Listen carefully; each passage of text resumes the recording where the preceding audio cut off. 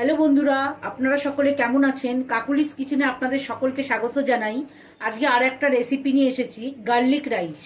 Garlic rice বানাতে লাগবে rice. আমি এখানে ঝরঝরানি রাইস নিয়েছি, ঠান্ডা রাইসটা।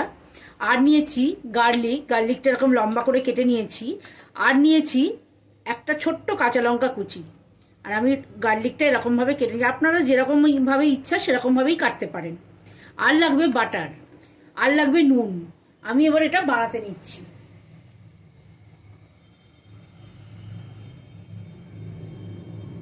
আমি একটা কড়াই বসিয়েছি, কড়াইতে আমি এবার বাটার দেব।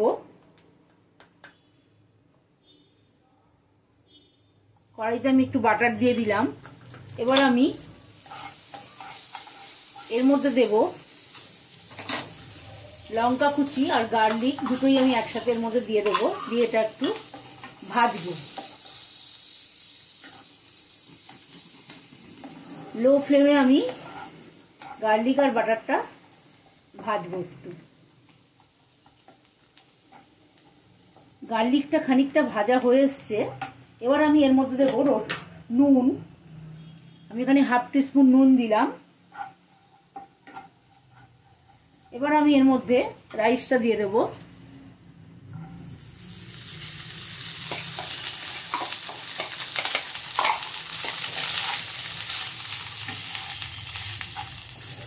আমি একটা মিডিয়াম ফ্লেমে ভাজছি। ভালো করে রাইসটা আমি এর সাথে মিশিয়ে নেব।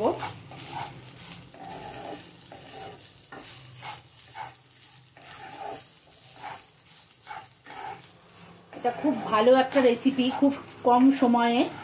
এটা লাঞ্চে খেতে পারেন, ডিনারে খেতে পারেন, আবার এটা স্কুল কলেজে টিফিনেও দিতে পারেন। এটা ঠান্ডা হয়ে গেলেও কিন্তু খারাপ লাগে না খাবারটা খেতে।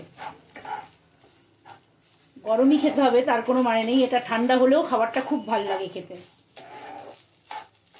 এটা শুধুই খেতে পারেন। এবার এটার সঙ্গে অন্য কিছু আপনাদের যার যা পছন্দ সেটা খেতে পারেন, কিন্তু এটা শুধু খেলেও খাওয়া যায় টিফিনে।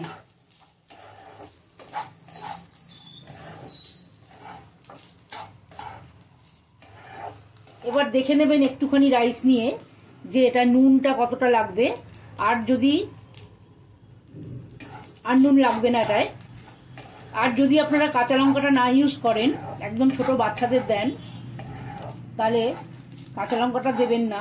আর যদি সামান্য ঝাল তারা খেতে পারে, তাহলে সামান্য একটু গোলমরিচের গুঁড়ো এর মধ্যে দিতে পারেন।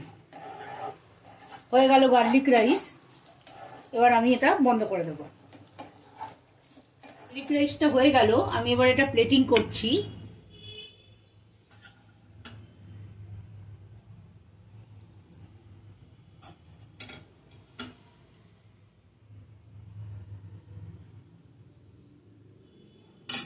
আর বন্ধুরা, আমার ভিডিওটা যদি আপনাদের ভালো লেগে থাকে তাহলে লাইক করবেন, আমার চ্যানেলটাকে সাবস্ক্রাইব করবেন, আর বেল আইকনটা টিপে দেবেন যাতে পরের ভিডিও নোটিফিকেশন আপনাদের কাছে পৌঁছে যায়।